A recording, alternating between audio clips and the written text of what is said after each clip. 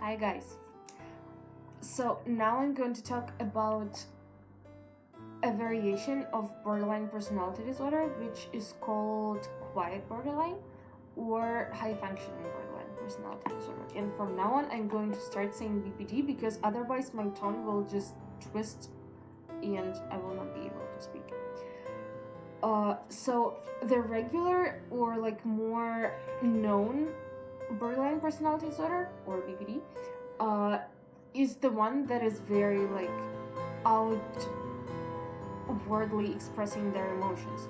So they rage, they like throw tantrums, they cry, they self-harm, they do drugs, they like this person who is like a cliche borderline. But there is like a type or like a subtype of borderline personality disorder which is actually called quiet or high function, and I happen to suffer from exactly that. So basically everything that we feel, by we I mean the people who have quiet borderline, we feel absolutely the same emotions as people with regular borderline personality disorder do, but we don't know how to express them, or we don't want to, or it's just like we do not know how. I don't actually know why we can't or don't express them, but it's just the way it is.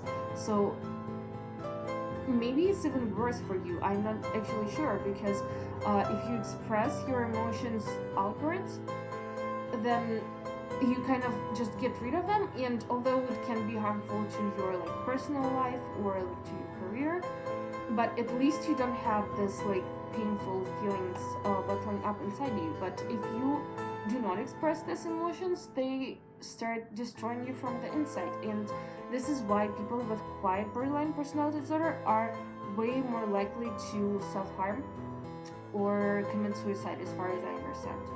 Again, correct me if I'm wrong. Well, usually it's harder to diagnose in people who have quiet BPD because they do not present the like usual symptoms, and sometimes doctors can even be like mistaken and treat people for some other diseases instead of treating for borderline, because they do not present this like intense anger or like intense like hysterical crying or whatever. Like they do not, like they're pretty stable and they can maintain a regular normal lifestyle, and they can seem like perfectly sane and perfectly normal conscious people, but actually from the inside they have the same like hellish mess as other people with borderline personality disorder.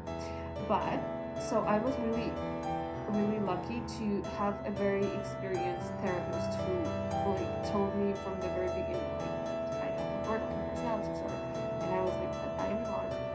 Look at me, I look really sane and I'm usually calm, and like what? And she said like yeah, but, and she told me what I'm telling you right now. So I tend to believe that people with quiet BPD are more insecure than the ones with the loud BPD. So they kind of internalize their suffering and their emotions and wear this like mask of perfection, or like of having everything together or like being okay. But they can, under like a lot of stress, present the symptoms to the people close to them. So, and it can come as a big surprise, because a person who is always like calm and rational and like la la la, all good, but then like something really big happens and they just like crash down, and a person like your partner, for example, will like be there, what the hell just happened? And I understand that it can be really scary for other people. So this type of BPD comes with a great sense of isolation all the time. So I used to feel like I do not belong anywhere. Literally, I had tons of friends in a lot of different social groups and settings.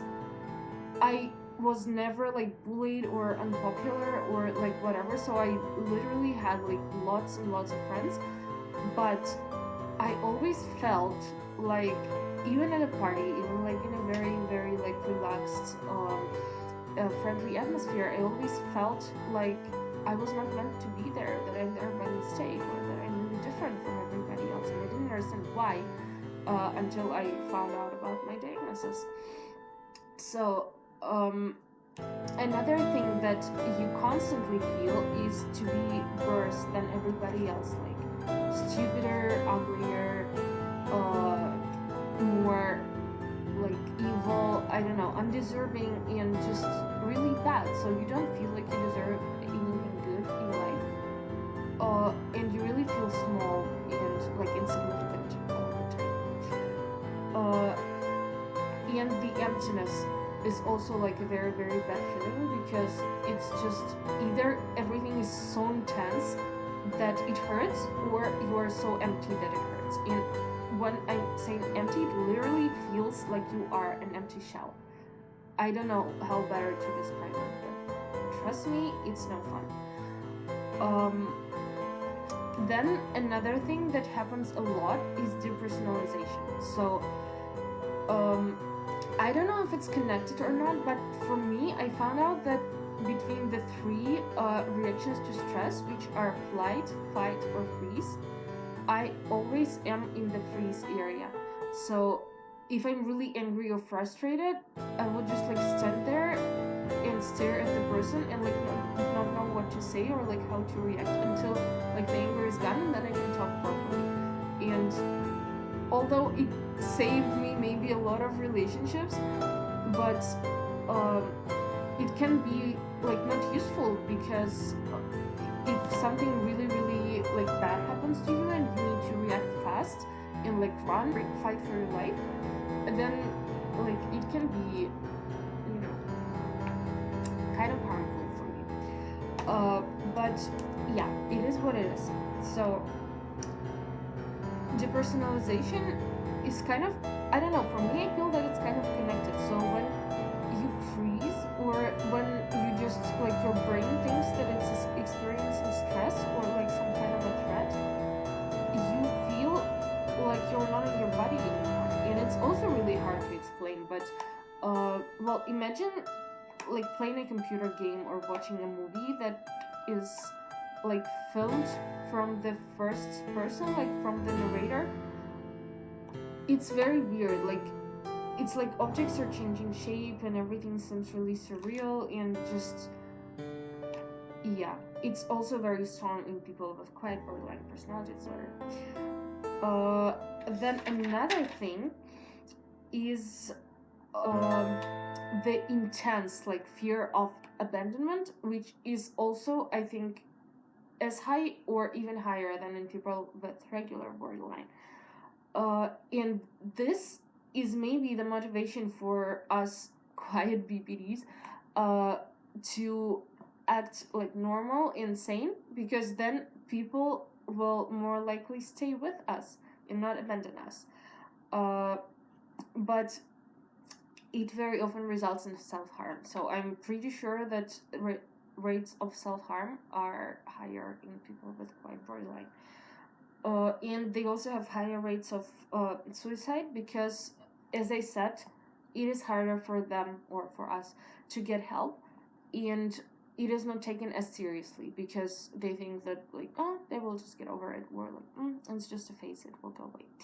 But it will not go away on its own. And as I said, if you have some kind of problems, I strongly encourage you to go and see a therapist, a specialist, like a counselor, whatever. Just go find help and be happy and cool and awesome and healthy. I think that it was all for today. So I wish you a very, very, very nice day. And I love you very much, guys. Bye.